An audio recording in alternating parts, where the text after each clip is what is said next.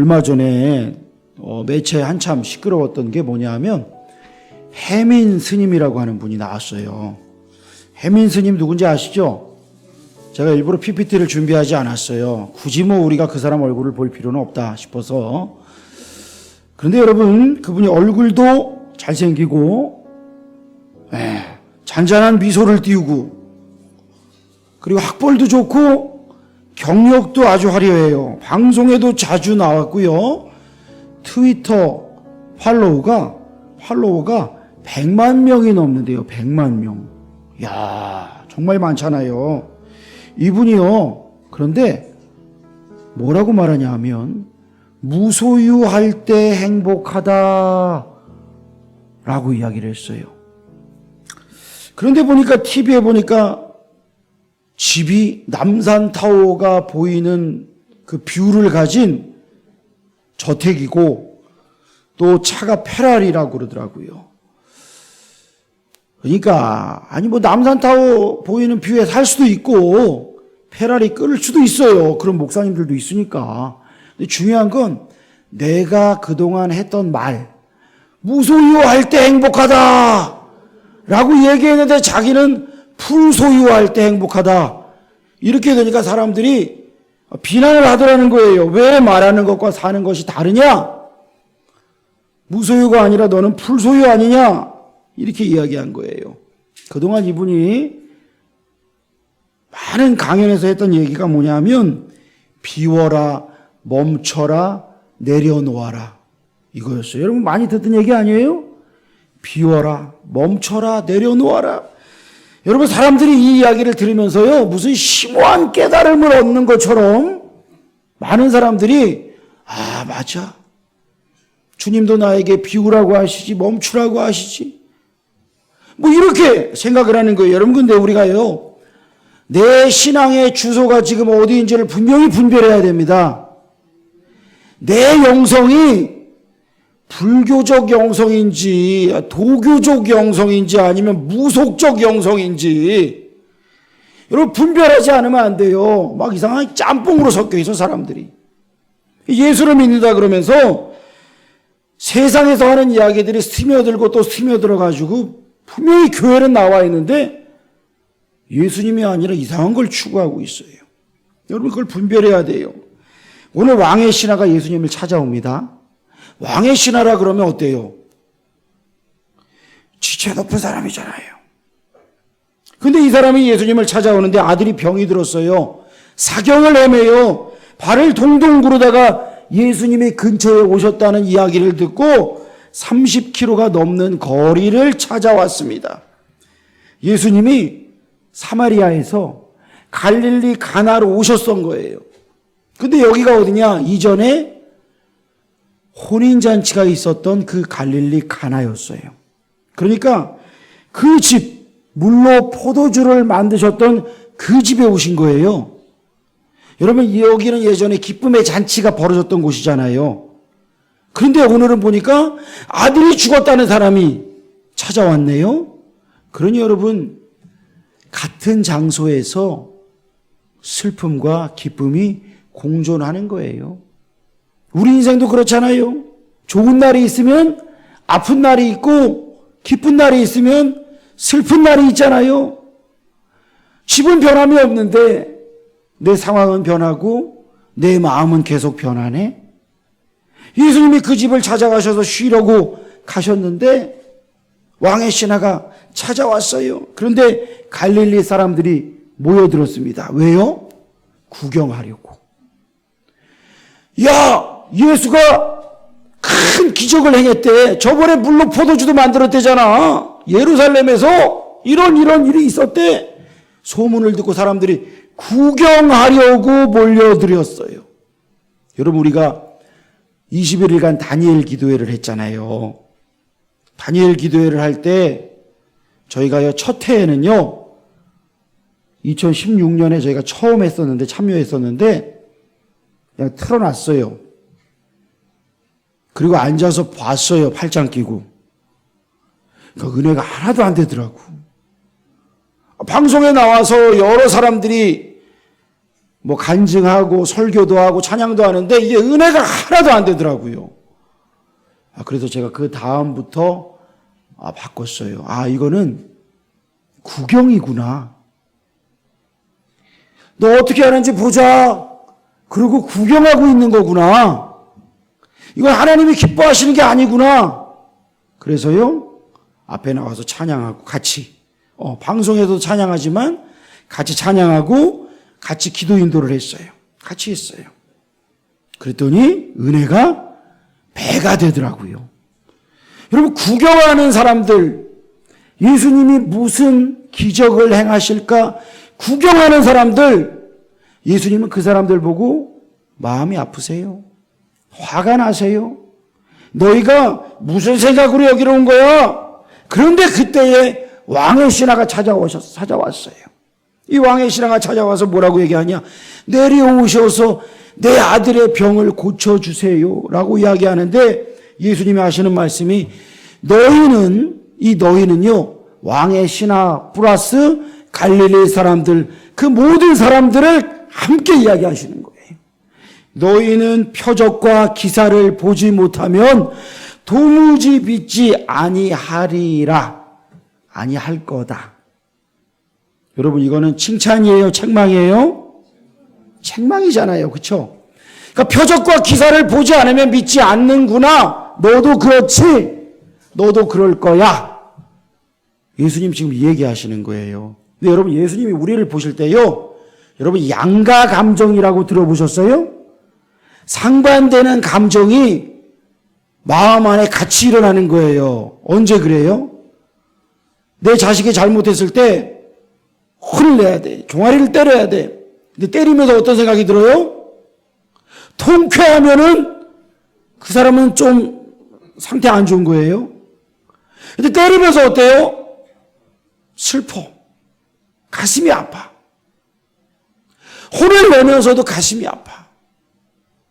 혼을 내면서도 불쌍해요. 여러분, 예수님 마음이 이 마음이에요. 책망하시지만 그런데 표적과 기사를 보여주지 않으면 믿지 않는 세대. 그러면서 예수님이요, 이 왕의 신하를 한번 떠보시는 거예요. 너도 믿지 않을 거지? 근데 여러분, 왕의 신하가 어떤 결정을 내려요? 제가 내려놓겠습니다. 이래요? 해민스처럼 제가 비우겠습니다. 그래요? 그러지 않았어요. 내려놓지도 않고 멈추지도 않고 비우지도 않고 한 번 더 말씀드리네요. 그게 뭐예요? 주여, 내 아이가 죽기 전에 내려오소서. 다시 한번 간청하는 거예요. 여러분, 하나님 앞에 간구하고 간청하시기를 축원합니다. 간청하는 거예요. 우리가 아이를 키우다 보면 애들이 다치잖아요. 그럴 때 참 많아요. 저희 큰딸 예원이가요, 4살인가 5살 때 침대에서 뭐가 좋은지 이렇게 막 뛰면서 춤을 추고 노래를 부르고 있다가 침대 스프링이 얼마나 셌는지 날아가가지고 TV 따위 이쪽 면에 그냥 입을 찧었어요. 뭐 좋아서 웃으세요. 찧었어요. 그래서 여기 입 위에가요, 입술 위에가 찢어졌어요. 벌어졌어요. 아유, 세상에. 그래가지고요, 저희 아내는 아기가 이제 어려가지고 같이 못 가고, 제가 예원이를 데리고 가는데 티슈로 누르고 있어라. 그래가지고 막 우는 놈 차 뒤에 태우고선 지는 누르고 있고 꾹 누르고 있고, 저는 운전해서 가까운 병원에 갔어요. 제가 인천에 있을 때인데 기독병원에 갔더니 응급실밖에 없었어요. 저녁이라. 갔더니 응급실 의사가 별로 관심 없는 듯이 보더라고요. 그러면서 하는 말이, 여자인데 괜찮겠냐고. 이게 무슨 말이에요? 자기는 책임을 못 진다는 거예요.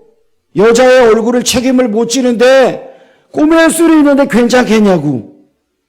이거 맡겨놨다가 이거 얼굴이 이상해질 것 같아. 괜찮다고 알겠다고 그러고 제가 다음 병원 인하대병원으로 갔어요. 갔더니 응급실에 그날따라 사람이 너무 많은 거예요. 1시간 넘게 기다려야 되는데 얘는 계속 붙들고 울고 있지. 피는 나지. 이거 어떻게 해요? 그래가지고 다시 또 그 막히는 퇴근 시간 한참을 가가지고 길병원이라고 그쪽에서는 제일 큰 병원이에요. 거기를 갔어요. 벌써 한 2시간 가까이 지났어요. 찢어진 지. 밤이 됐어요. 응급실로 갔는데 참 감사하게도 잘 꼬매는 레지던트가 있더라고요. 그래서 큰 흉터 없이 꼬맬 수 있었어요. 얼마나 감사해요. 여러분, 의사가 있으면 감사한 거예요. 그런데 오늘 이 왕의 신하가 의사 안 만나봤겠어요? 내 아들이 죽을 것 같다고 의사 안 불렀겠어요? 용하다는 의사 불렀겠죠. 불렀어요. 그런데 못 고쳤어요. 못 고쳤어요. 그러다가 예수님의 소문을 듣고 32km가 넘는 거리를 달려온 거예요. 자기의 힘을 할 수 없으니까. 제 아들 이야기를 한 번 더 드리자면 그때도 4살인가 5살 때였던 것 같아요. 홍규가. 여러분이 4살 5살 때 사고를 참 많이 쳐요. 애들이. 제가요 부교육자로 지방에 장례식이 있어서 갔다 왔어요. 그리고 너무너무 피곤해요. 아침 일찍 갔다가 저녁 늦게 왔는데 너무너무 피곤하고 이제 곧 수요 예배가 있어서 잠깐 한 30분만 눈을 붙이고 교회로 가야 되겠다 그래가지고 눈을 붙이고 아내가 깨워가지고 치킨 시켰다 그래서 감사하는 마음으로 눈도 못 뜨고 일어나갖고 치킨을 먹으려고 이렇게 잡고 입에 넣는데 우물우물 씻고 있는데 갑자기 아내가 소리를 빽 지르더라고요. 왜 그래 갖고 눈을 크게 떴더니 홍규 얼굴이 보라색이 돼 있었어요. 그리고 막 발버둥을 치는 거예요. 닭뼈가 걸린 거예요, 목에. 닭뼈가 걸린 거예요. 왜 뼈째 먹었는지 모르겠어요.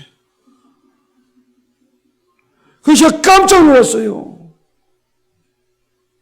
주여! 하고서 제가요, 녀석을 뒤에서 껴안고 배를 쳐 올렸어요. 그리고 목에다가 손을 집어넣고 뭐가 걸리나 나오나. 근데 걸리더라고요. 나왔어요. 잡아 뺐더니 목구멍이 찢어졌는지 피가 팍 튀더라고요. 보라색으로 얼굴이 변해가지고 막 바둥거리면서 숨을 못 쉬어갖고 죽어가던 녀석이 제가 안고 그 뼈를 뺐을 때 숨을 쉬더라고요. 여러분, 제가요 그때 순간 무슨 생각이 들었는지 아세요? 주여, 이놈 죽으면 안 됩니다. 차라리 저를 죽여주세요. 제가 그 마음으로 제가 안고 그 뼈를 뺐어요. 그리고 이 뼈가 나오고 피가 튀고 숨을 쉬게 되면서 앙 하고 울 때 하나님 감사합니다 하고 제 머릿속에 들었던 생각은 호흡이 있는 자마다 여호와를 찬양하라. 이 생각이었어요. 아하, 내가 숨쉬고 애들이 숨쉬고 자라나는 것이 자연스러운 게 아니구나. 당연한 게 아니구나. 하나님이 지켜주시지 않으면 아무것도 아니구나, 우리는. 이 생각이 들더라고요. 여러분, 그렇지 않아요? 주님이 함께 해주셔야 되는 거예요. 주님이 도와주셔야 되는 거예요. 그래서 이 왕의 신하도 내려온 거예요. 주여, 내 아이가 죽기 전에 내려오소서. 간청할 때, 눈물로 기도할 때에 예수님이 처음에는 책망하셨고 한번 떠보셨고, 그런데 다시 한번 간청할 때에 예수님께서 그 기도를 들어주셔요. 뭐라고 말씀하셔요? 가라, 내 아들이 살아있다. 여러분, 이 정확한 번역은요, 가라, 내 아들이 살았다 이거예요. 그러니까 지금 죽기 직전이었는데 살아났다야 이거예요. 할렐루야. 살아났다예요. 예수님께서요 살려주신 거예요. 여러분, 만약에 왕의 신하가 표적만 구하는 사람이었으면 이 말씀에 무슨 소리냐고 지금 눈에 안 보이는데 왜 같이 안 가주냐고, 이럴 수가 있냐고, 당장 가자고 재촉했을 거예요. 그런데 이 사람은 예수님의 표적에만, 기적에만 관심을 가진 사람이 아니었어요. 내가 누군지 아냐고 그렇게 얘기하지 않았어요. 예수님께 다시 간청을 한 거예요. 믿음의 사람이었어요. 그래서 그런 예수님의 말씀을 믿고 돌아갑니다. 할렐루야. 여러분, 예수님의 말씀을 믿고 발걸음을 옮기시기를 축원합니다. 주님이 말씀하시는 말씀을 믿고 가는 거예요. 계속 가는 거예요. 내 갈 길을 가는 거예요. 돌아가는 길에 전가를 받아요. 당신의 아들이 살아났다. 언제 그랬어? 바로 예수님이 자기에게 말씀하셨던 그 시간인 걸 알고 집으로 돌아가 가족들에게 그 모든 이야기를 전하고 모두가 예수님을 믿는 믿음의 가정이 되었더라. 이게 오늘의 말씀의 이야기잖아요. 여러분, 이 사람은요, 예수님의 사랑과 자비에 근거한 믿음을 가지고 있었어요. 저를 따라 합시다. 예수님의 사랑과 자비에 근거하여 믿음을 드리자. 여러분, 예수님의 사랑과 자비에 근거하여 믿음을 드려야 돼요. 표적만 구하는 걸 예수님은 별로 안 좋아하세요. 물론 믿음이 약하기 때문에 들어주시지만 예수님의 사랑, 예수님의 자비에 호소해야 돼요. 여러분, 우리가 자녀들이요, 부모를요, 돈으로만 보면 기분이 좋아요, 안 좋아요? 기분이 별로 안 좋아. 근데 부모를 사랑으로 보면요, 기분이 좋아져서 없던 용돈도 보너스로 나가요. 아빠한테 와서 소리 지르면서 아빠! 돈 있잖아! 왜 용돈 안 주냐고! 라고 따지면 주려고 했는데 아이, 주지 말아야 되겠다. 그래서 안 줘. 그런데 와가지고 아빠, 나 용돈이 떨어졌는데 500원만. 그러면요 5,000원이 나오고 10,000원이 나오죠. 그쵸? 이게 뭐예요? 부모의 사랑과 자비에 호소하는 거예요. 이 왕의 신하가 예수님께 사랑을 구했어요. 자비를 구했어요. 나를 불쌍히 여겨달라는 마음으로 간구했어요. 우리의 기도가 주님, 나를 불쌍히 여겨주옵소서. 주님의 사랑을 믿습니다. 그 마음으로 하나님 앞에 간구하고 호소하시기를 축원합니다. 그게 우리의 기도가 돼야 돼요.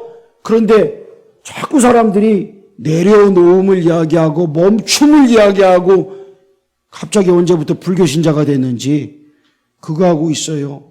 여러분, 한국교회의 가장 큰 힘이 뭐래요? 기도의 힘이래요. 근데 그 기도의 힘 중에 한국교회는 세상 다른 교회에서 하지 않는 기도의 독특한 형태가 있는데 그게 뭐냐? 주여 삼창이래요. 세상 누구도 안 해. 그런데 주여 삼창, 예전에 미국에서 어떤 선교사님이 오셔갖고 저도 오늘 한국식으로 기도 인도를 하고 싶습니다 그러더라고. 그러더니 어눌한 발음으로 주여 주여 주여.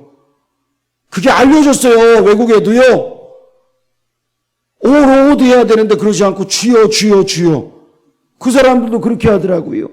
하나님 앞에 호소하는 거예요. 간구하는 거예요. 물론 하나님의 뜻이 아니구나라고 하는 걸 깨달았을 때 이제 하나님께 맡깁니다 하는 성숙한 믿음도 있어야 돼요. 그런데 그 이전에 내가 구해야 될 것은 뭐예요? 하나님의 사랑과 자비에 근거하여 호소하시기를 축원합니다. 그런데 왜 하나님께 그렇게 호소하지 못하느냐? 장애물이 있더라고요. 그게 뭐냐 하면요, 첫 번째 장애물은요, 피상적으로 아는 거예요. 44절을 보니까 선지자가 고향에서는 높임을 받지 못한다. 예수님이 하신 말씀이에요. 나사렛 사람들이 그러는 거예요. 나 예수 알아. 코 흘릴 때부터 봤어. 목수할 때 봤어. 누구 아들 아니야? 그 형제는 누구 아니야? 이거 안다는 거예요. 여러분, 모태신앙들이 뭐예요? 모해신앙. 엄마 뱃속에서부터 교회를 다녔다고 얘기하지만 뭐 시키면 못해요. 안 해요. 싫어요. 역사가 안 일어나요. 왜 그래요? 자기 안다는 거예요. 나 교회에 대해서 좀 알고 예배에 대해서 좀 안다 이거예요. 그런데 진짜 알아요? 진짜 몰라. 여러분, 지식적으로 조금 아는 것 그거 안 돼요. 하나님을 깊이 만나는 진정한 알므로 나아가시기를 축원합니다. 피상적으로 아는 사람들이요 호소하지 못해요. 제가 고등학교 때 선생님들이 참 기억에 남는 선생님들이 있는데 꼭 좋은 선생님들은 기억이 안 나고 나를 핍박했던 선생님들만 기억이 나. 예수 믿는다고 핍박했어요. 선생님 중에 꼭 그런 분이 있어요. 교회 다니는 놈 손 들어. 그럼 아무도 안 들고 왜 나만 들어 맨날. 손 들면은 성경 읽어봤나 그래요. 읽어봤죠. 성경에 술 먹으라는 소리 있냐 없냐 그래요. 꼭 그걸 물어봐. 성경에 술 먹으라는 소리 없다 이거예요. 그 사람은요. 피상적인 알미죠. 술 취하지 말라. 너는 포도주와 독주를 멀리하라. 술이 주는 폐해에 대해서 이야기하잖아요. 근데 꼭 그거를 물어봐요. 피상적인 알미예요. 그러면서 어떤 선생님은 그랬어요. 이번 주일에는 지난 주일에는 절에 갔고 자기가 이번 주일에는 교회를 갔다 왔대요. 그러면서 한 주는 내려놓음을 이야기하고 한 주는 십자가의 고통을 이야기하고 우리에게 그렇게 이야기해 주셨던 담임 선생님도 계셔요. 그 아이들에게 이상한 개똥 철학 짬뽕 종교를 전해주는 거예요. 자기도 구원받지 못하고 애들도 구원받지 못하고. 여러분 교회 안에도요 예수님 말씀 믿지 않고 이상한 세상 철학에 섞여가지고 말씀을 이리 재고 저리 재고 이리 자르고 저리 잘라가지고 하나님 앞에 간절히 아뢰지도 못하고 응답도 받지 못하고 그리고 자기도 믿지 못하고 다른 사람도 믿지 못하게 하는 사람들이 참 많아요. 그 옥하는 목사님은 우리나라에서 존경받는 목사님이셨어요. 근데 그 아들이라고 하는 분이요 소위 집사님이라고 하는 분인데 이분이 책을 썼을 때 처음에는 한국교회 경종을 울리려나 보다 라고 했는데 점점 보니까 이 믿음이 예수님을 인격적으로 믿지 않는 믿음인 거예요. 하나님의 역사를 부인하는 믿음인 거예요. 자기만 구덩이에 빠지는 게 아니라 다른 사람까지 구덩이에 빠뜨리려고 작정을 하고 책을 쓰고 발표를 하더라고요. 여러분 이게 뭐예요? 수박 겉핥기식으로 하나님에 대해서 안다는 거예요. 여러분 이렇게 할 때는요 절대로 하나님의 능력을 체험할 수가 없습니다. 사랑하는 성도 여러분, 예수님의 사랑과 능력을 절대적으로 신뢰하시기를 축원합니다. 그때 역사가 일어나요. 그때에 정직하고 핵심을 찌르는 기도를 드릴 수가 있어요. 주여 내 아이가 죽기 전에 내려오소서. 나병 환자가 뭐라고 기도하겠어요? 주여 내가 깨끗게 되기를 원합니다. 혈우병 걸린 여인이 뭐라고 기도하겠어요? 주여 내 피가 멈추기를 원합니다. 여러분 이게 정직한 기도예요. 정직한 기도를 드려야 돼요. 성도님들이 추수감사절 때 강단에 과일을 봉헌하셨잖아요. 예배 후에 사모님이 이제 과일을 정리해가지고 원로 목사님 또 담임 목사 가정, 전도사님 가정 이렇게 나누려고 분배를 하는데 혜선 집사님이 그런 이야기를 했대요. 웃으면서 같이 도우면서 요섭이가 기도를 했는데 하나님이 안 들어주셨다고 그랬다는 거예요. 근데 그 기도가 뭐냐 하면은 저도 처음 보는 과일이 하나가 있었는데 청자몽. 하나님 나 저 청자몽 먹게 해주세요. 이렇게 기도를 했나 봐요. 그런데 아마 사모님이 아니 이거 교육자님들 드려야 돼 라고 했나 봐요. 그래가지고 하나님이 나 기도 안 들어주셨다고 막 그랬나 봐요 아마. 저도 이번에 처음 본 과일이거든요. 이런 과일도 있구나 그랬어요. 근데 여자분들이 또 자몽을 좋아하시더라고요. 사모님이 저희 아내가 요소비의 기도가 땅에 떨어지지 않게 하기 위해서 혜선 집사님 편에 갖다가 주라고 이렇게 주셨다고 하더라고요. 그리고 또 주중에 아이들 공부 가르치고 나서 우리가 저녁 식사 계속 했잖아요. 그때 청자몽을 잘라서 같이 먹었어요. 저는 너무 시더라고요. 이렇게 시구나, 시고 쓰구나. 근데 요새는 아우 셔 그러면서 엄청 잘 먹더라고요. 주중에도 또 먹었어. 기도가 그냥 막 배가 응답을 받은 거예요. 여러분 어떨 때는요 우리가 아이들에게 그건 안 돼라고 해야 될 때도 있어요. 무조건 들어달라고 한다고 다 들어주면 안 되잖아요. 우리의 기도도 그럴 때가 있지요. 하나님의 뜻이 아닌 것은 내가 정욕과 욕심으로 구할 때 하나님이 들어주세요? 안 들어주시죠, 그거는요. 그런데 그런 거 말고 내가 혹시나 너무 신앙적으로 성숙한 줄 알고 자기가 사실은 하나님을 오해하고 있는 거면서 하나님을 잘못 알고 있어서 하나님 앞에 구해야 될 간구를 잘 못하고 있지는 않은지요. 주여 삼창하고 기도합시다라고 하면은 아유 하나님이 귀가 먹으셨나? 뭘 그렇게 크게 기도해? 저는 그렇게 말씀하시는 분을 많이 봤거든요. 이런 거는 하나님께 기도 안 해도 내가 알아서 하면 돼라고 하면서 그냥 그런 게 습관화돼 갖고 나중에는 기도 없이 하는 거 많이 봤거든요. 여러분 하나님이 저와 여러분을 사랑하세요. 그래서 우리가 하나님을 피상적으로 알고 수박 겉핥기식으로 알고 거기에서 멈추면서 하나님 앞에 나오지 못하는 것을 안타까워하시고 하나님의 사랑과 자비에 호소하기를 기다리신다는 것을 믿으시기를 축원합니다. 그래서 우리가 하나님 앞에 간구할 수 있는 거예요. 그때 체험하는 거예요. 두 번째 장애물이 뭐냐면 기적 자체만 추구하는 믿음이에요. 예수님이 책망하신 믿음이 이거예요.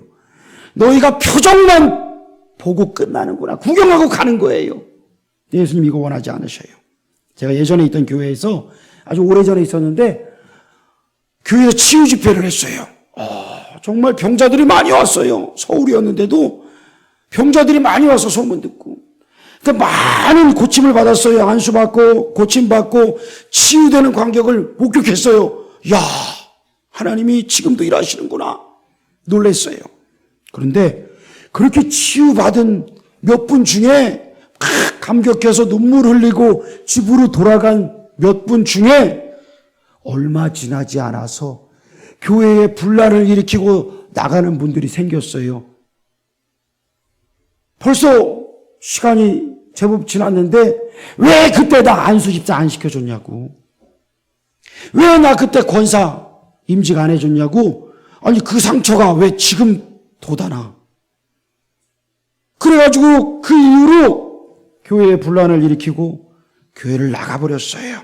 여러분 병은 고침받았는데 그 내면은 그대로 있어요. 그 내면에 그대로 원망과 미움의 마음이 그대로 있었던 거예요. 여러분 예수님의 병자들을 고치실 때 고통 속에 빠진 사람들을 치유해 주셨잖아요. 그런데 맹인 바디메오의 눈을 뜨게 하셨는데 그가 눈이 보인다고 야 이제 보인다 그러면서 그때부터 만약에 도둑질하러 다녔다면 그게 하나님께 영광이 되었을까요? 나병 환자의 몸을 깨끗하게 해주셨잖아요. 그런데 그가 이제 깨끗하게 됐으니까 주색 잡기에 빠져서 그렇게 자신의 몸을 더럽힌다면 하나님께 영광이 되었을까요? 가늠한 여인이 돌에 맞아 죽을 뻔했는데 예수님이 살려주셨어요. 그런데 그가 살아나고선 휴 살았다. 다음에는 절대로 들키지 말아야지. 그러면서 또 이전의 삶으로 돌아갔다면 하나님께 영광이 되었을까요? 오늘 이 왕의 신하가요 집으로 돌아가서 아들이 살아났다고 파티를 열고 술 먹고 진탕 취해서 끝나지 않았어요. 자신이 경험한 예수님을 증거했습니다. 그리고 온 가족이 예수님을 믿는 진짜 회복이 일어났어요. 여러분 이게 진짜 회복인 줄을 믿으시길 축원합니다. 예수님을 신뢰하는 거예요. 간구하고 또 간구하고 응답받고 끝이 아니라 그리고 다시 예수님을 믿는 믿음으로 계속 나아가는 것, 나뿐만 아니라 많은 이들에게 복음을 증거하는 것. 이 믿음으로 나아가야 되는 거예요. 우리가 다니엘 기도회 때 간증하신 분 중에 김예랑 성도님이라고 하는 분, 그분의 간증이 기억이 납니다. 탤런트 출신으로 결혼해서 애를 셋을 낳았잖아요. 산후조리원에서 셋째 낳고 나서 쉬고 있는데 3일째 되는 날 둘째 딸이 그때가 38개월이었대요. 뇌전증 간질로 쓰러졌어요. 그 연락을 받고 달려갔는데 병원에 입원해서 치료를 받고 기도하고 계속 치료를 진행하는데 이 아이의 상태가 더 안 좋아지더라. 하루에도 수십 번씩 경련을 하고 기도하고 또 기도하는데 하나님은 왜 응답하시지 않는가? 너무너무 힘들었대요. 그리고 어느 날에 하나님을 원망하고 부정하고 하나님을 욕했는데 자기가 어느덧 다시금 병원 안에 있는 그 기도실로 향해서 기도를 하고 있더래요. 그리고 자신의 딸뿐만 아니라 이제는 함께 입원해 있는 다른 아이들을 위해서 기도하기 시작했는데 그때 기적이 일어났다 그래요.